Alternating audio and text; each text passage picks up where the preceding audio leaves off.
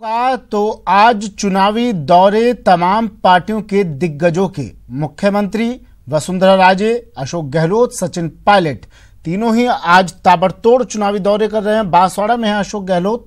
छोटी सरवन में उन्होंने एक जनसभा को संबोधित किया।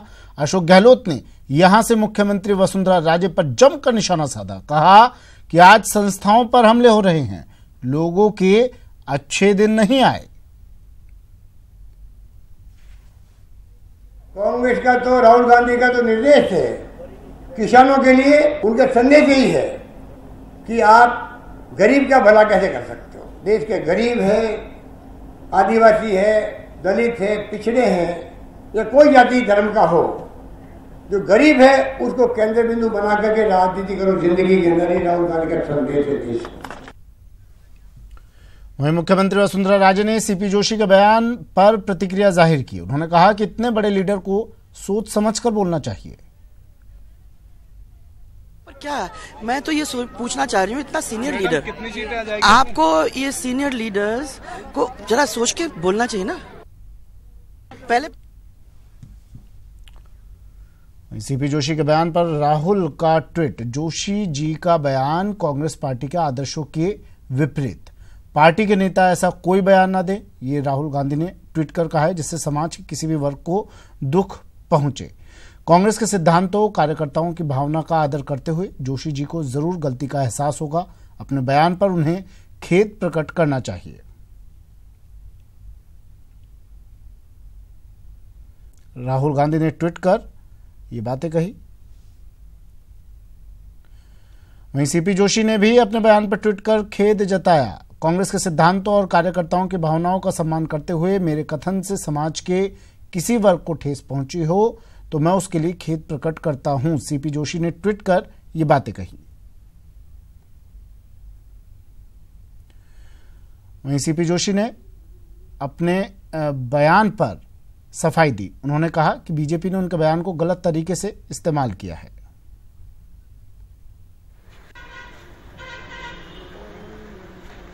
मेरी बात मैंने ट्वीट पर कर दी है, कृपया ट्वीट को चेक कर। सर ट्वीट मेरी बात मैंने ट्वीट पर कर दी है, कृपया ट्वीट को चेक कर। सर ट्वीट मेरी बात मैंने ट्वीट पर कर दी है, कृपया ट्वीट को चेक कर। Sir tweet.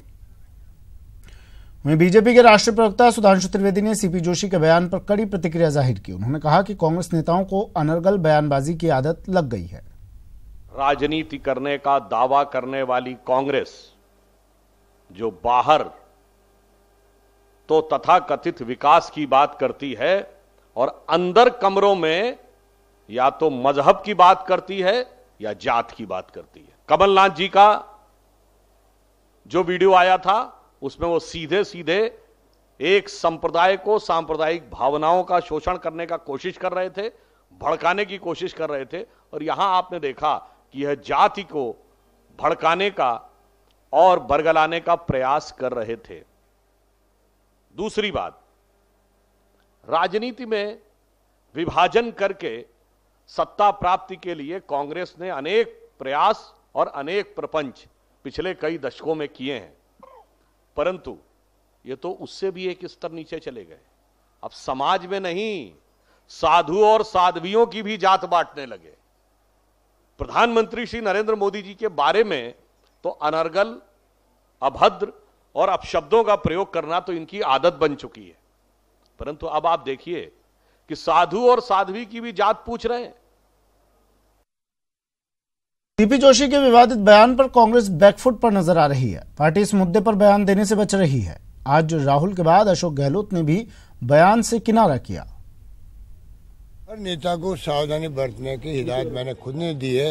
राहुल जी के बिहाफ पर सब जगह मैंने संदेश भेजा था, तो बच के चलना चाहिए था। मेरा मानना ये है, कहने का भाव कुछ भी हो सकता है, परंतु अर्थ निकालना दूसरी बात है। अर्थ निकालने में माहिर लोग हैं और बिना मतलब कांग्रेस को बदनाम करने का ये षड्यंत्र रचा हुआ है। इससे बचना चाहिए हर नेता को। कांग्रेस सभी धर्मों का, सभी जातियों का, सभी वर्गों का सम्मान करते आई है।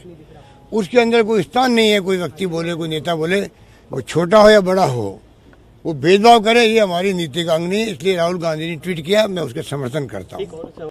इनकी बातों को देश को विश्वास नहीं करना चाहिए। देश बड़े खतरे में है, संविधान खतरे में है, लोकतंत्र खतरे में है।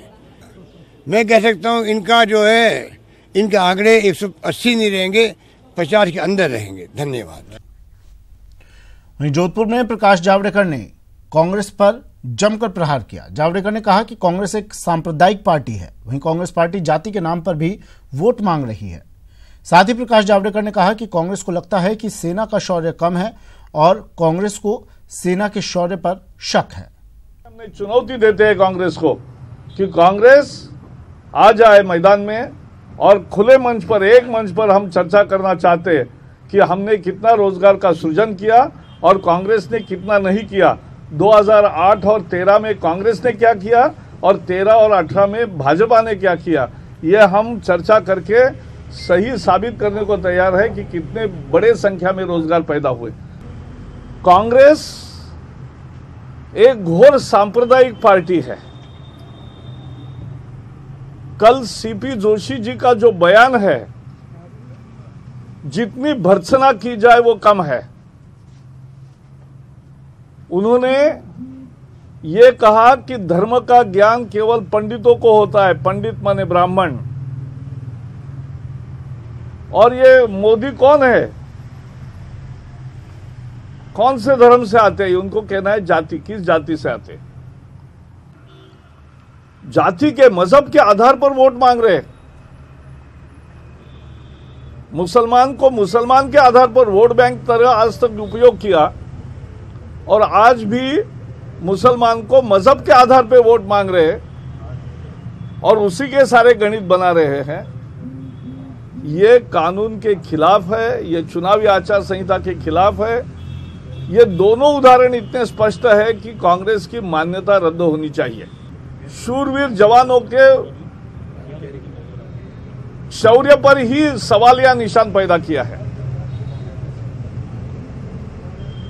कल चिदंबरम जी का बयान आपने पढ़ा होगा। चिदंबरम जी देश के गृह मंत्री रहे, लेकिन जब अपने